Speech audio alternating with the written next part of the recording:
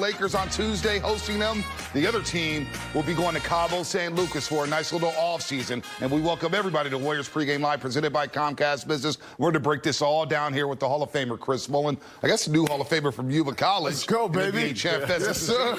I am Vontae Hill. I'm not a Hall of Famer by no means whatsoever. But Fezzi fell, the Warriors have their backs against the wall facing a Game 7 on the road against the charged-up Sacramento Kings. You work out all summer. You work out with your teammates all season long for the playoffs. And the Game 7 are the two best words in NBA basketball. You have the experienced Golden State Warriors against the newcomers, the Sacramento Kings. Let's see who wins this one out tonight. No doubt about that. And bully, Sacramento surprised everybody by coming into Chase Center, scoring the first 8 points and controlling that basketball game. And they're hungry for more. The Sacramento Kings, they are no punks. Yeah, Sacramento controlled all the hustle points, quicker to the ball, 50-50 balls. That's going to have to change for the Warriors today.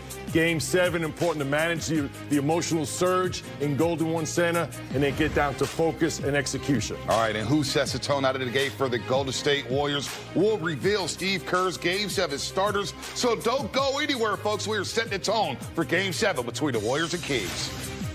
Game number 6, they play phenomenal basketball from start to finish, and they won all the 50-50 balls. They were the hungrier team. They made 7 more threes than the Golden State Warriors. And really, Game 6 was just an absolute dud, Fezzi fell. A shocker when the Warriors were 13-1 in the postseason coming into that Game 6 Friday night at Chase Center. Think about the start of last season. They were 77-19 before they laid an egg in Game 6. I think the game ball goes to Mike Brown.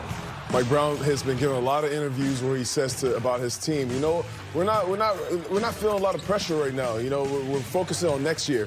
I think those conversations has been about getting his team to play loose and free. They came out that game, they were the aggressors. You can see it in all the statistical categories. Rebounds and assists for the Warriors were the big ones, right? Because that's how you understand who's being the aggressor on the boards, how if the Warriors are moving and flow, moving the ball. I think the Kings came out to hit the Warriors with a punch, but tonight at Golden One Center, the Warriors are going to come out and be the first aggressors, and that's how they're going to be able to take the play. Yeah, both Steve Kerr, as we look at these numbers, Bonte, these are the numbers right here, these are significant here. This is what's going to determine the winner of today's game, whether it be points off turnovers, turnovers itself, second chance points. You see them across the board, offensive rebounds. Those are all the hustle points. And to me, in this day and age in the NBA, there's a degree of physicality, Festus Abate, but to me, it's length and quickness and athleticism. Quickest to the ball. Yep. You know, you think about 50-50 balls, it's the quick player. Offensive rebounding with so many people coming from outside the three-point line, they're almost 50-50 balls. Right. And it's important the guards get back in the paint and be quick to that basketball.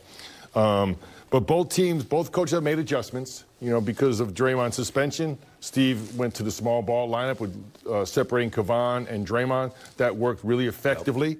Yep. And then last game, because of Sabonis' foul trouble, Mike Brown inserts Trey Lyles. That worked similar to the way the Warriors situation worked. One big, Trey Lyles knocked down some three-point shots. Spreading of the floor opened up for Malik Monk and De'Aaron Fox. We'll see what happens today. I anticipate Steve Kerr going back to his old reliable lineup of Steph, Clay, Wiggins, Draymond, and Looney, which now the emphasis becomes on the bench. Now, we saw those numbers. Sacramento has dominated bench points. For 6 games now, they're plus 71. So Jordan Poole goes to the bench. Can he have a better game than he did last game? He struggled 2 for 11. Had a really tough game. So him going back to the bench, how does he handle that mentally? Right. We know he's better as a starter, but that's been a significant number. We will look at those stats there. Right. Plus 71 off the bench is significant. 241 and 170 when it comes to bench points for the Sacramento Kings, plus 71. But then there are 3 wins here, Fezzi fell, plus 33 when it comes to points off turnovers, plus 38 when it comes to points to the paint, plus 24 second chance, plus 17 fast break, and plus 18 when it comes to offensive rebounds. That's in 3 Kings wins. That's all hustle statistics, like Mully said. Like, once you get the crowd into this game, and those are all the things you could do. Turn the ball over for fast break dunks. All those things are the things that get the crowd into the game. They hit some threes. Malik Monk is being one of those guys that when he hits threes, the whole building erupts. So those are the kind of things, the momentum shifting plays you can't have tonight. Got to ask you about that medal in a little bit here, but it's time for now the opening delivery, courtesy of Domino's Pizza. Of course, track your pizza using the Domino's tracker at Domino's.com. But let's welcome in the great KB. Gareth Burke live from the Go to One Center. It's courtside / great KB here, and it sounds loud already in the Go to One Center, KB. But how do the Warriors set the tone tonight to try to steal Game 7 on Sacramento's home floor? Well, you guys, I was listening to your conversation about aggression because I wanted to identify the same thing. What Steve Kerr said post-game has been ringing in my ears coming into this one, that the Kings were aggressors, the aggressors from the start in Game 6. So the Warriors, you have to imagine, are coming into this game feeling frustrated or angry or even embarrassed that they had a chance to clinch Game 6 at Chase Center, the place they played so well all season. They had a 3-game win streak leading into Game 6. They had the Kings figured out, but instead they were stunned, taking the worst home loss of the season, losing by 19. Lots of feelings in the air for the Warriors. And post-game, you remember Steph Curry said, Warriors have to get back to their identity, their poise, and their experience, because they're the team that's been in this situation before with Game 7. Take a listen to Steph. You know, whoever our starting five is, it's on us to set the tone for how we're playing and accept the responsibility of that. And, again, play with a sense of desperation, but a sense of, I use the word composure, because that is, you don't want to get too riled up and get outside of yourself. Like I said, it's just basketball. We know what to do. We have an identity of who we are when we're playing our best basketball, and if we can find that, I like our chances. And that's all you can think about. So that's the message. That's the goal, and it's gonna be fun. Like, embrace it. You're still playing basketball and still have an opportunity to get out this series.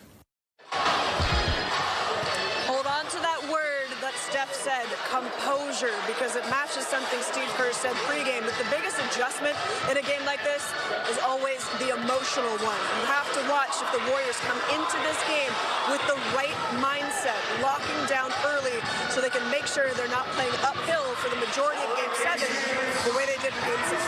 Guys? There's KB for that one. You're absolutely spot on with that. They've got to come out fast and quiet that crowd and make Sacramento feel it a little bit nerves-wise. All right, let's flash back to the last Game 7 for the Golden State Warriors. That happened back on May 28th, 2018, Western Conference Finals against the Houston Rockets. Remember, they were down by 15 in this game at one point. Houston infamously missed 27 straight threes in this basketball game. I have no idea why they didn't take no mid-range jumpers. They missed 27 straight. Curry got going late in the third quarter, getting the switch on to Ryan Anderson. Look at Jordan Bell with a nice screen there. And the Warriors went on to advance to the NBA Finals and win their third NBA championship in 4 years. This is that Mike D'Antoni team they stuck with their game plan. The game plan was layups or threes, and they stuck with just getting threes the whole game. I think the Warriors did a great job. This is where their veteran leadership showed up.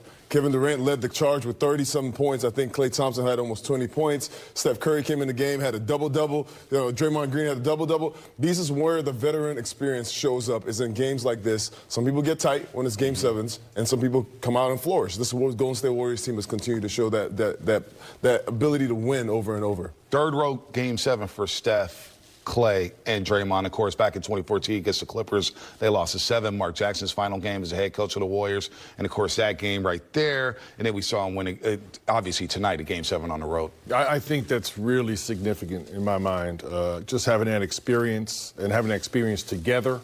Managing that surge of emotion in Golden One Center, I'll give the advantage to the Warriors. But after that surge is over, it's going to get down to focus and execution. I think the Warriors will be fine in that area. We look at that Houston Game 7. Two things stick out. The Kings already had their Houston moment. Right. They went 8 for 12 in that Game 5. Game 5. Game 5, and they went 2 for 22 after that. I don't think that will happen